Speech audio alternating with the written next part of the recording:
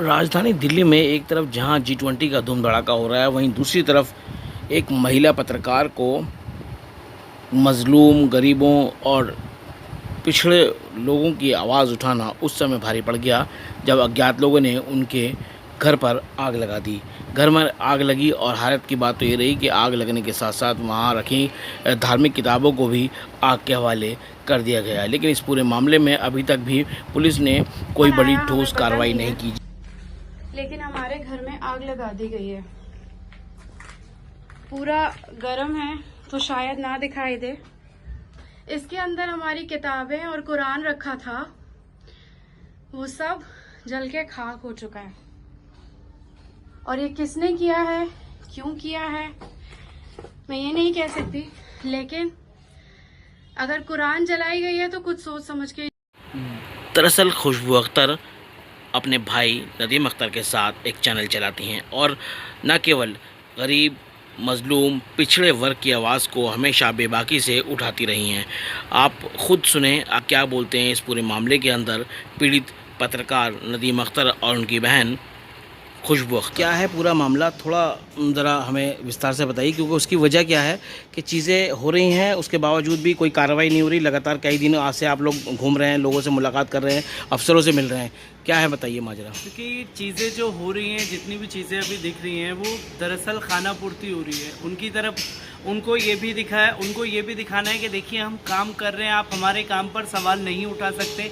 पर सवाल यहाँ ये खड़ा हो जाता है कि वो बार बार इस चीज़ को नकारने में लगे हुए हैं कि आग जो है वो कैसे लगी, वो पता लगाने का काम उनका है। हम बेशक से जर्नलिस्ट हैं, हम सब चीज़ पता कर सकते हैं, पर जब हम ही सब चीज़ पता कर लेंगे तो आप क्या करेंगे। और फिर जब ख़ास तौर पर उनका ये कहना था कि जब घर में आग लगी तो तकरीबन 6:15 पर सुबह मेरे पड़ोसी का फ़ोन आया, जो कि मेरा दोस्त भी है। बोला कि भाई आपके घर से धुआं उठ रहा है। अब धुआं उठने का कारण क्या है वो नहीं पता चलता। मैंने बोला कि आप फायर ब्रिगेड को कॉल करिए, क्योंकि मैं नोएडा वाले घर पर रह रहा हूँ। 1.5 साल से हम लोग वहाँ नहीं हैं। अम्मी के इंतकाल के बाद से 3 लोग घर में हैं, तीनों लोग साथ में रहते हैं, तो सबको पता है कि वो घर किसका था, कौन कहाँ रहता है। तमाम दोस्त जो हैं आज के माहौल के हिसाब से बहुत चेंज हो चुके हैं। लगातार वो भी फेसबुक पर धमकियाँ और सारी चीज़ें चलती रहती थी, जिसके कारण जो है हम लोग वहाँ पर रह रहे थे। पर वहाँ रहने के बाद से जो है लोगों का एक माहौल, नज़रिया जो है वो लगातार बदल रहा था हमको लेकर के, कि जिस तरीके की हम खबरें दिखाते हैं। उनको लगातार ये ऐतराज़ था कि आप भाई मुस्लिमों की बात क्यों करते हैं, आप जो मुस्लिमों के साथ होता है सिर्फ वही क्यों दिखाते हैं, हिंदुओं के साथ भी बहुत कुछ हो रहा है, उधर भी जाइए। पर उन लोगों को शायद ये नहीं मालूम कि मैं जो विक्टिम है, हर उस विक्टिम के साथ खड़ा हूँ, चाहे वो मुस्लिम हो, दलित हो, चाहे कोई भी समाज के लोग हों जिनको परेशान किया जा रहा है। हर जगह उस जगह पर जाकर के हम लोग अपनी रिपोर्ट को लगातार कवर करते हैं, क्योंकि ये तस्वीर को छुपाने की कोशिश बार बार इसलिए की जा रही है कि आप यहाँ रहते नहीं, क्या पता शॉर्ट सर्किट हुआ हो। शॉर्ट सर्किट का मतलब इसलिए नहीं बनता क्योंकि 1 साल पहले जो है हम लोगों ने मैंने खुद जाकर के बिजली विभाग में लाइट कटवाई थी कि कल को कोई हादसा ना हो जाए। मैं जब 1 साल बाद या 2 साल बाद जब वहाँ जाऊँगा या किसी को किराए पर दूंगा तो वो चालू करवा दूंगा, तब जाकर के सारी चीज़ें चलती रहेंगी। तो शॉर्ट सर्किट वाला ऑप्शन ख़त्म हो गया। फिर इन लोगों ने बताया कि शायद चोर या समैकियों का काम होगा।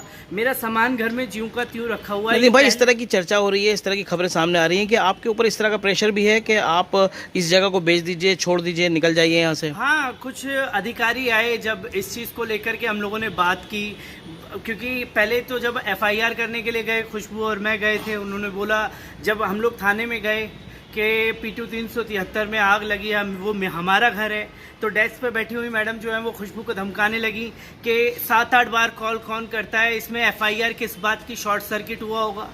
तो खुशबू ने बोला मैं एक जर्नलिस्ट हूँ और मेरे घर में आग लगी है। जिसके घर में आग लगेगी वो 7 बार क्या 100 बार भी कॉल करेगा, चाहे मैं हूँ चाहे आप हो।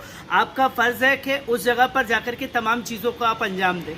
तो फिर हमने बताया कि हम जर्नलिस्ट हैं और ऐसी बात है। तब उन्होंने बोला एसएचओ साहब से जाकर के आप मिलिए। खुशबू जो है वो एसएचओ से जाकर के मिली। उन्होंने बोला कि लिखित में लेटर दे दीजिए, हम एफआईआर भी दर्ज कर देंगे। फिर हमने एफआईआर लिखवाई। एफआईआर जब खुशबू लेकर के थाने पहुंची तो थाने के एक अधिकारी जो हैं वो आते हैं और सीधा बोलते हैं कि भाई साहब यहाँ रह क्यों रहे हो, आप ये मकान बेच दो ना। तो मैंने उनसे यही कहा कि ये फैसला मुझे करना है, आपको नहीं करना है कि मैं मकान बेचूं या अपनी वहीं कब्र खोद लूं या कुछ हो। वो मेरी चीज़ है, मैं कैसे इस्तेमाल करूं। फिर दूसरा बोल रहे कि आप समझे नहीं, आप ऊपर आइए। मैंने उन्हें बोला कि देखिए मेरे अलमारी में कुरान शरीफ रखी हुई थी, आप जिस जगह जा रहे हैं उधर थोड़ा एहतियात से जाए, वहाँ कुरान शरीफ जलाई गई है। बोले भाई साहब हम कैसे मान लें, ये भी हो सकता है कि भाई कुरान शरीफ में आग लगी होगी तो फायर ब्रिगेड वाले आए, उन्होंने किताबों को बाहर निकाल करके फेंका हो। अच्छा, ये उस जगह का आपने भी देखा होगा बारीकी से, क्योंकि सब सामान आपके हाथ के रखा हुआ था, तो देखने से लग रहा है कि ये सब चीज़ें निकाल के फेंक के जलाई गई हैं। क्योंकि लास्ट टाइम मुहर्रम के दौरान मैं जो है घर के अंदर गया था, क्योंकि जब नागलोई वाला इंसिडेंट होगा तो मैंने जाकर के वहाँ कवर किया था। घर वहाँ से बहुत पास में था। जब मैं वहाँ गया तो मैंने चलो अपने घर पर चलते, मैं गया वहाँ पर। लास्ट टाइम जाकर के मैंने कुरान शरीफ की तिलावत भी की ऊपर बैठ करके, और पढ़ने के बाद मैंने खुद ही वहाँ रखी। और ऊपर जाकर के जब भी हम लोग थोड़े इमोशनल लोग हैं, जब भी माँ की याद आती है तो मैं खास तौर पर वहाँ पहुँच जाता हूँ। तो वहाँ घर पर बैठ करके अपना, क्योंकि उस मकान से जो है कहीं ना कहीं यादें जुड़ी हुई हैं आपकी अपनी। तो वहाँ मैं गया, वहाँ पर कुरान शरीफ की मैंने तिलावत की, कुरान शरीफ को उस अलमारी में लॉक करके रख दिया। अब इस घटना को कई दिन गुजर गए हैं और आप लगातार लोगों से मुलाकात कर रहे हैं और इंसाफ के लिए, न्याय के लिए भटक रहे हैं इधर उधर। क्या लगता है, क्या उम्मीद है? मेरे को कानून पर पूरा भरोसा है और कानून पर विश्वास रखना हर एक नागरिक का फ़र्ज़ है, चाहे मैं हूँ चाहे आप हूँ। मुझे मेरे अदालत पर भरोसा है, कानून पर भरोसा है कि वो कोई ना कोई ठोस कार्रवाई करके जो मेरे घर को जलाने वाले लोग होंगे उन्हें पकड़ करके निकालेंगे। क्योंकि ये धार्मिक एंगल इसलिए बन जाता है क्योंकि कुरान शरीफ को जहाँ इस्तंजा घर है उस जगह पर जाकर के कैसे जलाया गया, ये सबसे बड़ा सवाल खड़ा होता है। नदीम भाई, आप चूँकि दबे कुचले वर्ग विशेष की बात नहीं कर सकते, इसमें सभी तरह के लोग जो पीड़ित होते हैं उनकी आवाज़ उठाते हैं, तो क्या लगता है आपकी ये लड़ाई, आप जो लड़ाई लोगों के लिए लड़ते हैं, वो जारी रहेगा सफ़र? मैंने आज भी एक रिपोर्ट की है, उसमें मैंने साफ तौर पर कहा है कि जो लोग मेरे हौसले को दबाना चाहते हैं या वो ये सोचते हैं कि मुझे धमका करके या किसी तरीके से मेरी गाड़ी का पीछा करा करके या मेरे घर को आग लगा करके वो मेरे हौसलों को दबा सकते हैं, तो वो हौसला कभी दबने वाला नहीं है। मैं इसी बेबाकी से और ढीठ बन करके आवाज़ों को बुलंद करने का काम करता रहूँगा। खुशबू जी, जिस तरह से इंसिडेंट हुआ है, कहीं ना कहीं एक डर, खौफ आता है दिल के अंदर कि भाई हमारी ही जगह पे इस तरह की चीज़ें हो रही हैं, तो क्या लग रहा है, आप कैसे देख रहे हैं इसे? डर नहीं लग रहा है, मैं हैरान हूँ कि खबरों को दिखाने की वजह से अगर घर जला दिया जाएगा तो विक्टिम जिनके साथ वाकई वारदातें होती हैं उनकी बातें कहेगा कौन। और आज मैं खुद विक्टिम हूँ, मैं बार बार यही सोच रही हूँ कि मैं सिस्टम का विक्टिम तो खुद ही बन चुकी हूँ। मैं अभी बीते ही दिनों नूह में लोगों के घर की जली हुई राख दिखा के आई थी। मुझे नहीं पता था कि बीते 15 दिनों के अंदर मैं अपने घर की राख उठा रही होंगी।